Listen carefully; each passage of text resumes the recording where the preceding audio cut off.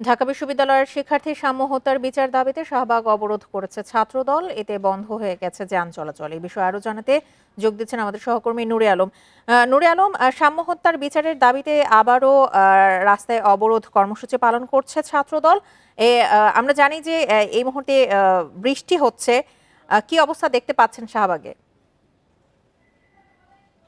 এই ঈদে জামা জুতো অ্যাক্সেসরিজের ডিসকাউন্ট।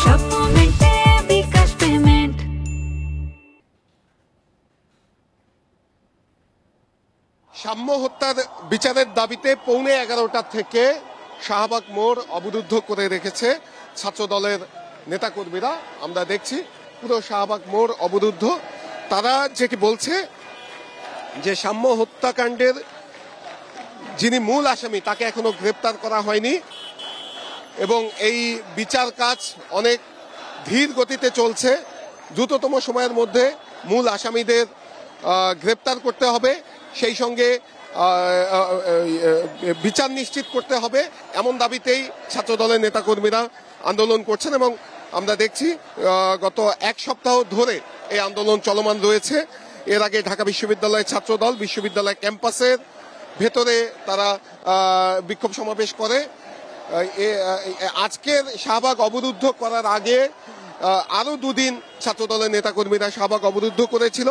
সেটি 1.5 ঘন্টা, কখনো 1.5 ঘন্টা, কখনো 2 ঘন্টা সময় শাহবাগ অবরুদ্ধ করে রাখা হয়েছিল।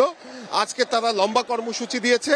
সকাল থেকে একদম বিকেল 5টা পর্যন্ত শাহবাগ মোড় অবরুদ্ধ থাকবে এবং তারা বলছে যে সাম্য হত্যাকাণ্ডের বিচার দ্রুত করা না হলে তারা এই আন্দোলন কর্মসূচি থেকে কোনোভাবেই সরবে না। আমরা দেখছি সব গাড়ি চলাচলের জন্য বিকল্প রাস্তা তৈরি করে দিচ্ছে এই ট্রাফিক পুলিশ, যদিও বা এখানে অ্যাম্বুলেন্স এবং রোগীদের বহন করা গাড়ি ছেড়ে দেওয়া হচ্ছে এবং তারা সেই গাড়িগুলোকে পার হওয়ার জন্য যথেষ্ট সহযোগিতা করছেন, কিন্তু অন্য গাড়ি এখানে যেতে দেওয়া হচ্ছে না। এর ফলে এই এলাকার আশেপাশে তীব্র যানজটের সৃষ্টি হয়েছে, মানুষেরও ব্যাপক ভোগান্তি হচ্ছে।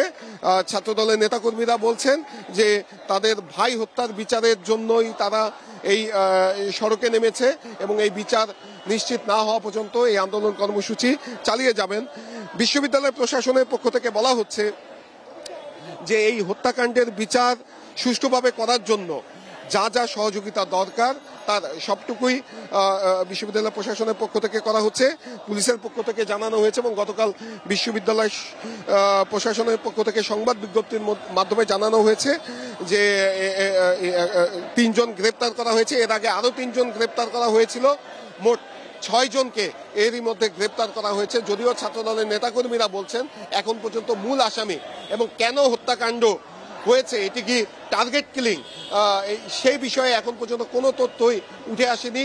তার মানে যে এই তদন্ত নিয়ে গাফিলতি করা হচ্ছে, তাই তারা আজকের রাজপথে নেমেছে এবং যতক্ষণ পর্যন্ত দাবি আদায় না হবে ততক্ষণ পর্যন্ত আন্দোলন কর্মসূচি চালিয়ে যাবেন তারা।